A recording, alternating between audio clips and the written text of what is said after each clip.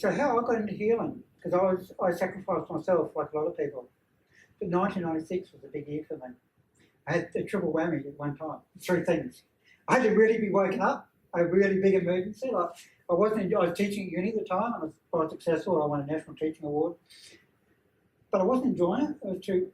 They weren't open to my creative teaching. I had a break love affair, which really hit me hard. Because I realised I sacrificed myself in a relationship, and that never works.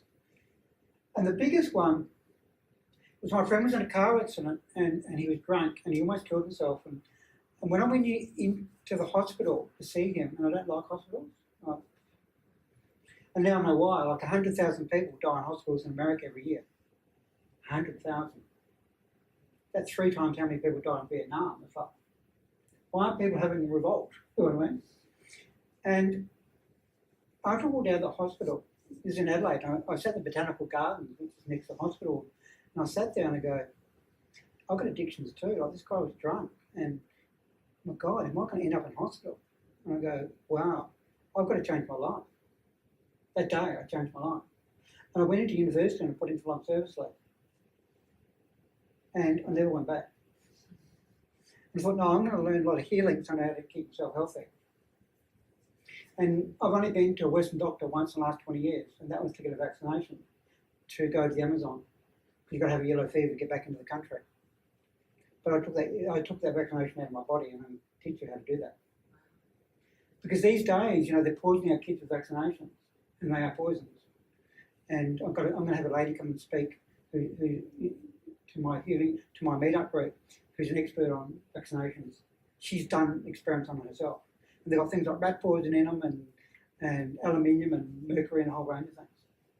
And I've had clients who have epileptic fits because of vaccinations. So I realised, no, I know how to keep myself healthy. And once I realised that, and I was working with clients, I realised how easy I could connect to people. Like I connected to my abilities. Because I knew I was always magical. Like I used to build energetic pyramids above my bed when I was a kid and talk to the universe, like people in different dimensions. And I thought everyone did that until I went to school. I thought, maybe I'm a bit weird. But now I realise, no, that's normal. Yeah? And I always played with energy. And when I was with clients, I just had this ability, I could connect to people easily and go, oh yeah, this is going on for you. Really? And I could move the energy as well. But to me, I don't want people to come to me regularly all the time to get healing. I want them to heal themselves. And I remember this guy who came to me, and he was involved in this trauma, huge trauma. Because when I get to his body, I said, my God, what happened to you 4 years ago? Straight away, he was involved in a bombing. And in Adelaide, there was a National Crime Authority got bombed. Yeah? And this is a while ago, you might even be aware of it. And that guy worked in there, and he put the package on the guy's desk and walked out and the office blew up. He had a lot of guilt around that. Now, he'd been going to a psychiatrist for 4 years, every week. I determined what it was. And I said, what did the psychiatrist say about that? And he said, it hasn't come up yet for the psychiatrist. He came to me for 2 sessions, 2. After the second session, his wife rang me up and said, I don't know what you've done to my husband, but thank you so much, I've got him back. And he sent me 20 clients. The client said, they didn't even know what I did. I said, can I have some of that? And that to him, he changed his life. I really got him reconnected to who he was, why he created that emergency in his life, and to help him through it. But for me, I love helping people know how to heal themselves.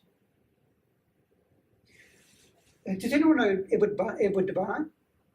Yeah, powerful guy about lateral thinking. And I did a lot of that Edward de Bono when I was at university, and I used to teach students that. And one comment he said really stuck with me. And he said, you're successful on a job when you make yourself redundant. And when I was at university, I created this teaching system where the students actually didn't need a teacher. See, I was redundant. I was successful. So I'm successful as a healer when the person doesn't need me. If a client came to me regularly for 4 years, I would retire. Because I'm going, I'm not healing them. I'm making money out of them, sucking energy out of them. That you're taking the power.